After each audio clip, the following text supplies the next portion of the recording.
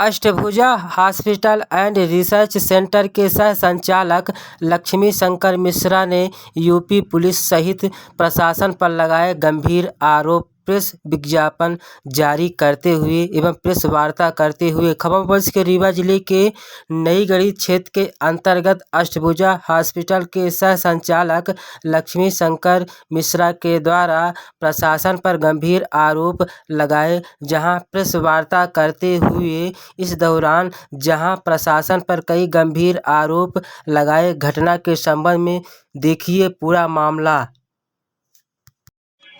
यह हमारा 26 तारीख को यहाँ से गिरफ्तारी हुई और सुप्रीम कोर्ट में विचाराधीन हमारा केस था। मुकदमा था हमारा सुप्रीम कोर्ट में।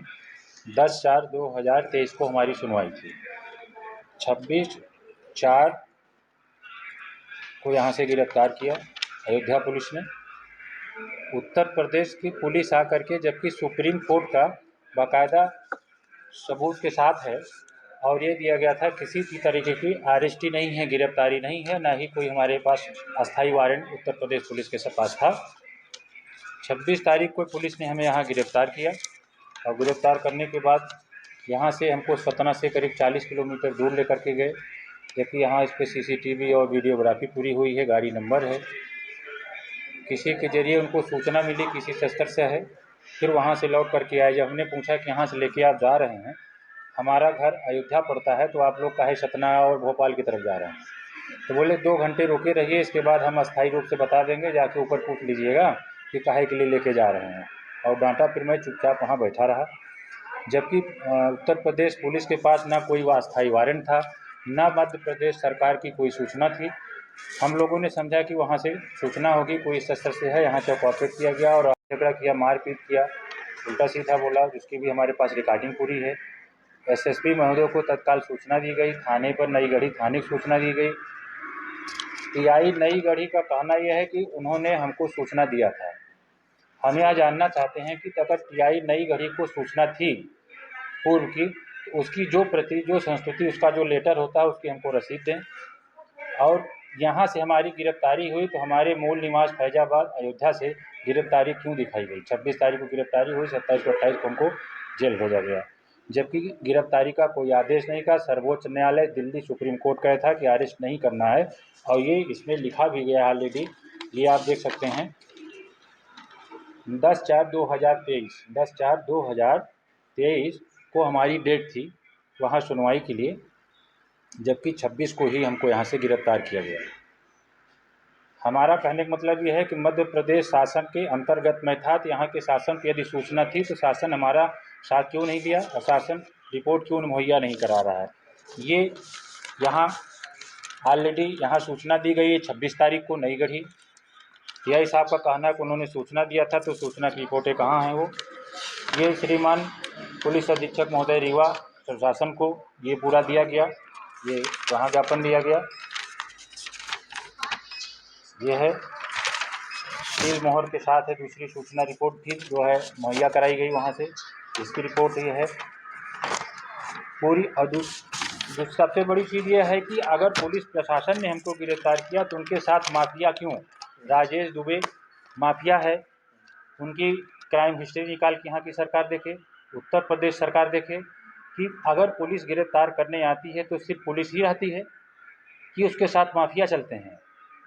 वो पहचान करता है, यहाँ लोगों को अद्दी बुद्दी गाली देता है, मारपीट जो है स्टाफ के साथ हमारे करता है, और गिरफ्तारी यहाँ से होती है, ले जाके दिखाया जाता है कि गांव से गिरफ्तार किए हैं।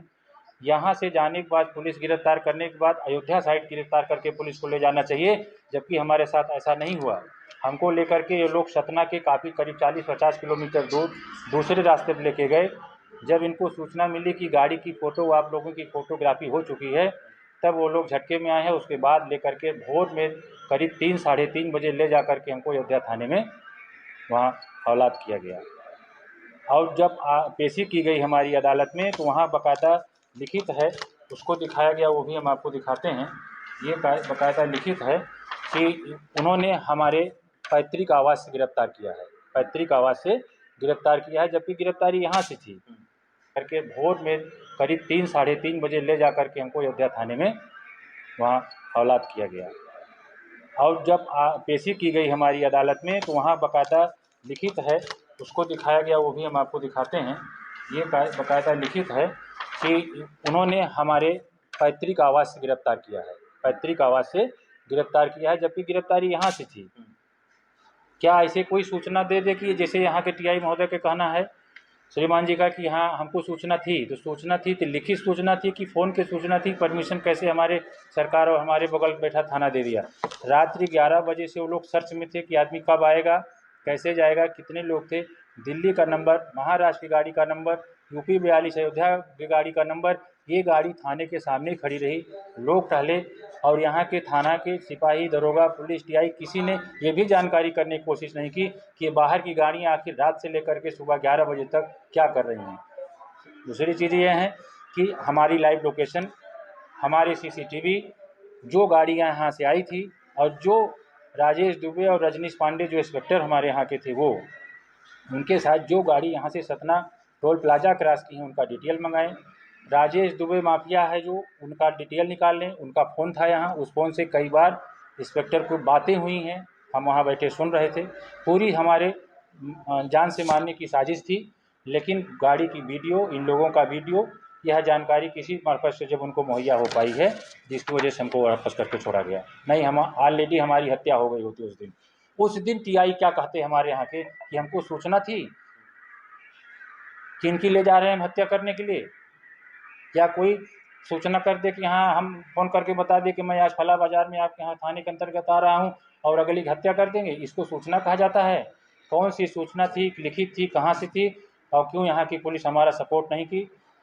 जो भी हो उचित उसकी जांच हो, कार्रवाई हो और निष्पक्ष जांच करके हमको उसके कागजात मुहैया कराए।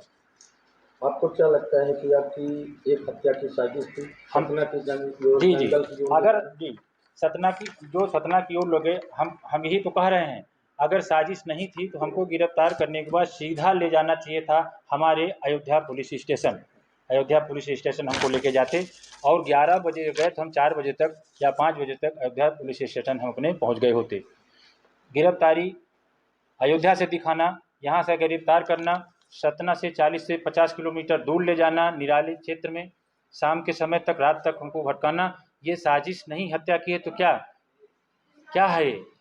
सर ये बताइए, जिस तरीके से आपने कहा कि राजेश दुबे जो एक माफिया है, जी पुलिस है, राजेश पांडे इंस्पेक्टर, वो वर्दी में थे, उत्तर प्रदेश की वर्दी, साथ में पिस्टल उनका लगा हुआ, विद हथियार लैस थे, विदाउट परमिशन के उनको हथियार सहित यहाँ से आना, गिरफ्तार करना, हमको दूसरी दिशा में, दक्षिण दिशा में 150 किलोमीटर तक का सफ़र कराना, ले जाना, ये साजिश नहीं है तो क्या है?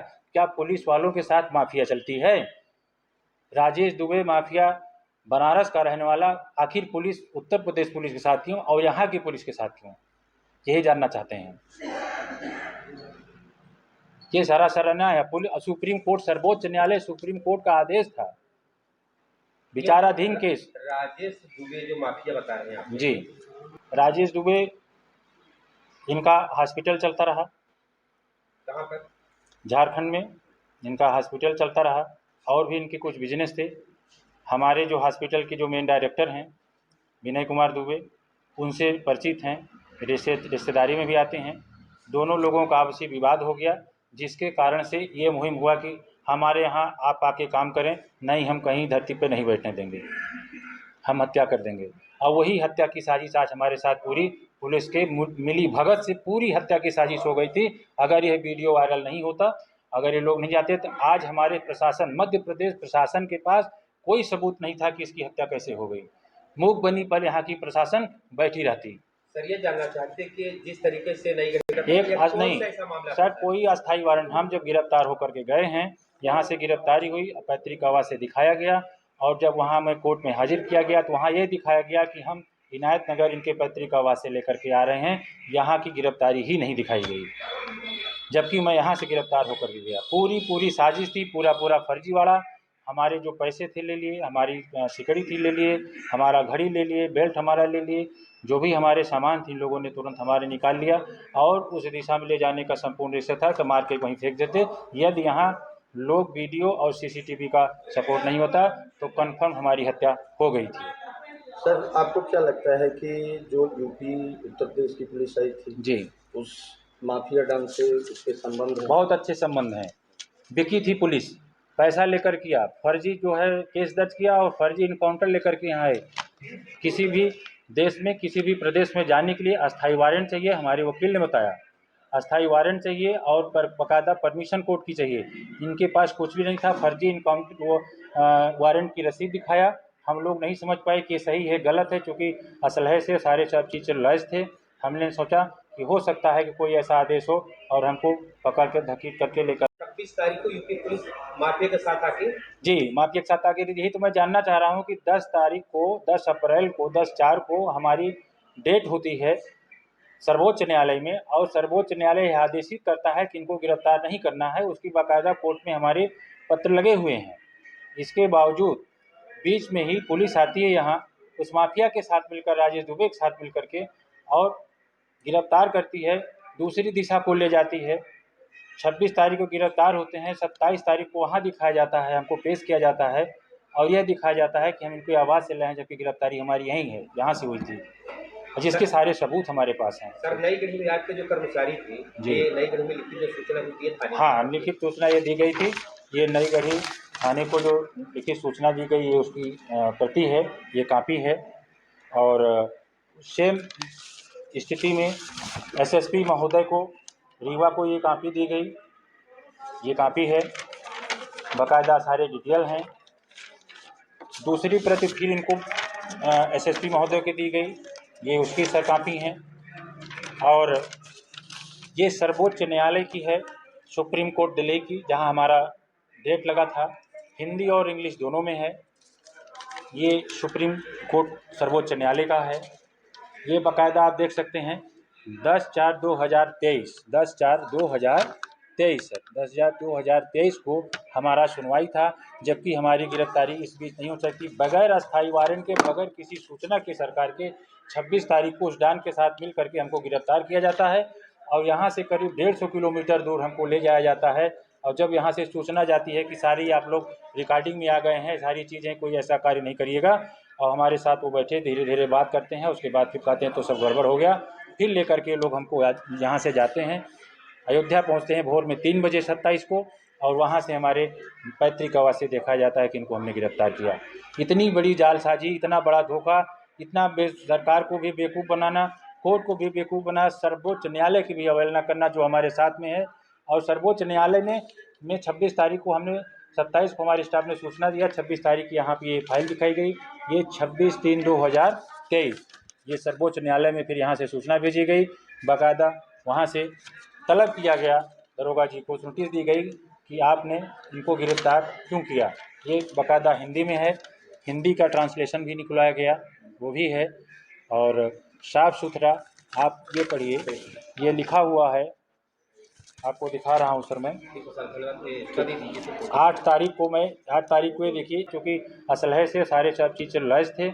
हमने सोचा कि हो सकता है कि कोई ऐसा आदेश हो और हमको पकड़ के धकीट करके लेकर के स्कॉर्पियो अपने लेकर के गए यहाँ से। यहाँ के हमारे स्टाफ ने और यहाँ की जनता ने उनका वीडियो बनाया।